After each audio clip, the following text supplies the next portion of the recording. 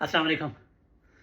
अगर खुदा न खास्ता आपको टीबी है या आपके किसी घर वाले को या रिश्तेदार या दोस्त अहबाब को किसी को टीबी है, तो ये वीडियो अगर आप पूरी गौर से सुनेंगे तो उम्मीद है कि आपको इससे फ़ायदा होगा। टीबी का जो सबसे बड़ी मिसकॉन्सेप्शन या गलत फहमी है वो टीबी के मरीज़ के बर्तन अलग कर दिए जाते हैं। टीबी के मरीज़ के बर्तन अलग करना बिल्कुल भी ज़रूरी नहीं है। वही जो बर्तन आप घर में इस्तेमाल करते हैं वो उनमें वो खाना खा सकते हैं, उनको दोबारा धोकर इस्तेमाल किया जा सकता है। तो कोई ऐसी ज़रूरत नहीं है उनके लिए अलग बर्तन रखने की या डिस्पोजेबल बर्तन यूज़ करने की। सबसे जो ज़्यादा ज़रूरी बात है वो ये है कि टीबी के मरीज़ के जो जरासीम होते हैं, जिनको माइकोबैक्टीरियम ट्यूबरकुलोसिस कहा जाता है, वो जब टीबी का मरीज़ सांस लेता है या खांसता है या छींकता है या इस तरह से, वो जो जरासीम उनके मुंह से बाहर आते हैं वो दूसरे लोगों को लग सकते हैं, क्योंकि ये जरासीम बहुत ज़्यादा हल्के होते हैं, ये गिरते नहीं हैं ज़मीन पर और हवा के अंदर रहते हैं। हवा के अंदर चूँकि सस्पेंडेड होते हैं, तो दूसरा बंदा जब उस कमरे के अंदर आता है तो उनको ये जरासीम लग सकते हैं जब वो सांस लेते हैं। तो ये खाने पीने से नहीं लगते, इसलिए बर्तन अलग करने की बजाय ये एहतियात करें कि उस कमरे में ज़्यादा टाइम ना गुजारें जिस कमरे में टीबी का मरीज़ होता है, और उस कमरे की खिड़कियां वगैरह खुली होनी चाहिए। वेंटिलेशन बहुत ज़रूरी होती है। मैं समझ सकता हूँ आजकल सर्दियों के दिन में खिड़कियां खुली रखना बहुत मुश्किल काम है, लेकिन फिर भी उस कमरे में ज़्यादा टाइम ना गुजारें जिस कमरे में ये टीबी का मरीज़ हो। अगर वो टीबी का मरीज़ बाहर बैठता है तो आप थोड़ा सा फासला रख के बेशक वहाँ पर बैठ सकते हैं, बातें कर सकते हैं, गपशप लगा सकते हैं, ऐसा कुछ नहीं होता उससे।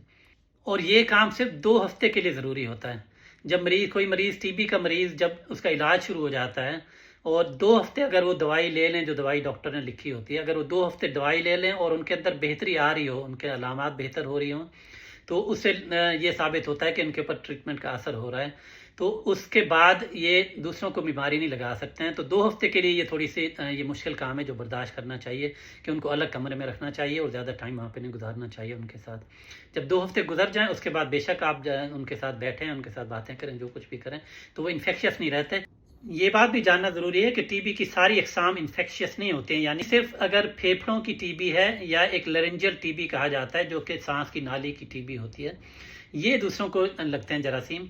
अगर इसके अलावा टीबी जिसको एक्स्ट्रा पल्मोनरी टीबी कहा जाता है, जिसमें हड्डियों की टीबी भी हो सकती है, गुर्दे की टीबी हो सकती है, दिमाग की झिल्ली की टीबी होती है, तो ये जो एक्स्ट्रा पल्मोनरी टीबीज़ होती हैं जो फेफड़ों के अलावा बाकी टीबी होती हैं, ये इसके जरासीम दूसरों को नहीं लगते। उसमें ना कोई उनको मरीज़ को अलग रखने की ज़रूरत है, ना किसी और एहतियात की ज़रूरत है। हाँ, अलबत्ता इलाज फिर भी बहुत ज़्यादा ज़रूरी है, तो इलाज तो जारी रहना चाहिए। इसका इलाज कम से कम 6 महीने होता है।